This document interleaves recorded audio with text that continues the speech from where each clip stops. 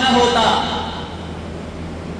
کچھ لوگ یزید کو ڈیفینڈ کرتے ہیں، کہتے ہیں یزید کو پتہ نہیں تھا، یزید کو خبر نہیں تھی، یزید کو معلوم نہیں تھا، یزید تو بیچارہ تھا، یزید کو تو بعد میں معلوم چلا۔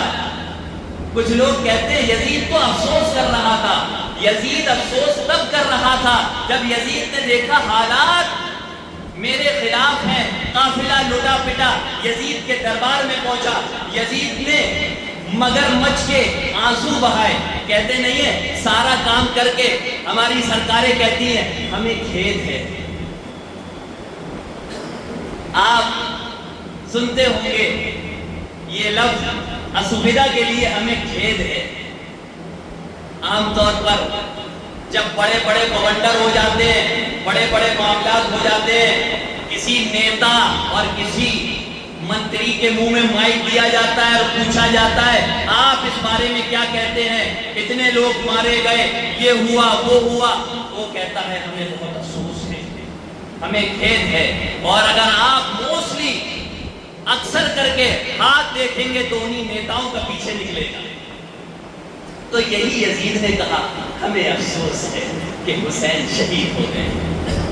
تو اس سے لوگ دلیل پکڑتے ہیں کہ یزید بے قصور تھا، یزید کل بھی پلید تھا، لعین تھا، آج بھی ہے۔ لوگ کہتے ہیں ارے یزید کو برا بھلا نہ کہو، یزید کو تم برا بھلا کہو گے تو لا محالہ حضرت معاویہ کے تعلق سے تمہارا دل بدگمان ہوگا، کیونکہ حضرت معاویہ رضی اللہ تعالیٰ عنہ صحابی ہیں اور صحابی کا بیٹا یزید ہے۔ حضرت معاویہ کے شان میں گستاخی ہوگی اور پھر جو ہے ان کے لیے دل میں میل آ جائے گی، ان کے لیے آ جائے گی تو جن کو حضرت معاویہ رضی اللہ تعالیٰ عنہ کو جنہوں نے گورنر بنایا ہے حضرت عثمان بن عفان اور حضرت عمر فاروق رضی اللہ تعالیٰ عنہ، تو ان کے لیے بھی دل میں میل آ جائے گی۔ بالکل بوگس اور بالکل نادانی اور بچکانا والا سوال ہے، اور یہ بچاؤ ہے یزید کا کام کا۔ بیٹے کا جرم بیٹے کو دیا جائے گا، باپ کو نہیں۔ اگر ایسا ہی ہے تو پھر اعتراض یہاں بھی بنتا ہے، حضرت نوح علیہ السلام کا بیٹا کشتی میں سوار نہیں ہوا، مشرک تھا، کافر تھا۔ حضرت نوح نے کہا کہ کشتی پر سوار ہو جاؤ، نجات پا جاؤ گے، نہیں ہوا۔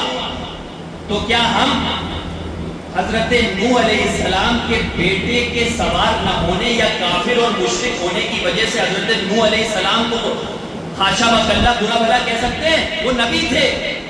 ایسے ہی یزید کی پلیدی اور اس کی گندگی اور اس کی بغاوت اور اس کی وحشیانہ پن کو ہم حضرت امیر معاویہ رضی اللہ تعالیٰ عنہ کو اس میں مورد الزام نہیں ٹھہرا سکتے۔ حضرت امیر معاویہ بہت جلیل القدر صحابی ہیں، ان کے سامنے نہیں تھا، ان کے سامنے یہ باتیں نہیں تھیں کہ یزید میرے بعد یہ کرے گا۔ یزید نے تو اپنے رنگ و روپ تبھی دکھائے جب حضرت امیر معاویہ کا انتقال ہو گیا اور اس کے ہاتھ میں حکومت اور اقتدار آ گیا، تب اس نے اپنا بھیڑیے والا، اپنا وحشیوں والا چہرہ دکھایا۔ اس لیے خوب اچھی طریقے سے سمجھ لیجیے، یزید کو جو لوگ ڈیفینڈ کرتے ہیں وہ اچھی طریقے سے سمجھ لیں کہ کبھی ایسا بھی ہوتا ہے نیک باپ کے گھر میں بگڑی اولاد آ جاتی ہے، کبھی کبھی ایسا ہو جاتا ہے، کبھی کبھی ایسا بھی ہو جاتا ہے کہ نیک کہ ایک گنہگار اور بدبخت باپ کے گھر میں نیک اولاد بھی آ جاتی ہے۔ کیا آپ بھول گئے حضرت ابراہیم علیہ السلام کا قصہ؟ ایک مشرک، ایک کافر کے گھر میں اور ایک بت بنانے والے کے گھر میں پیدا ہوئے اور نبی تھے۔ تو یہ قیاس مع الفارق ہے۔ اب یزید نے حضرت امام زین العابدین رضی اللہ تعالیٰ عنہ جو اکلوتے بچے تھے ان سے کہا کہ ہمیں آپ کے باپ کی شہادت کا بڑا غم ہے، آپ کچھ کہنا چاہیں گے؟ حضرت امام زین العابدین رضی اللہ تعالیٰ عنہ نے اس وقت 3 باتیں فرمائیں۔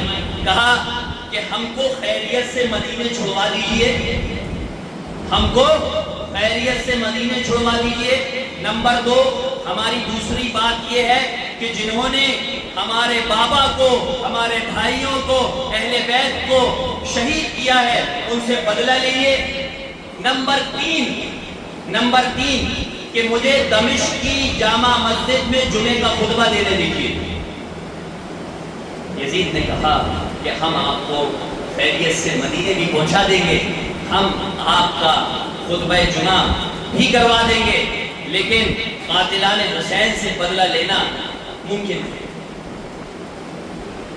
اب بتائیے، حاکم وقت یہ کہے کہ قاتلان حسین سے بدلہ لینا ممکن نہیں ہے، تو یہاں تو دال کالی ہے، دال میں کچھ کالا نہیں بلکہ پوری دال کالی ہے۔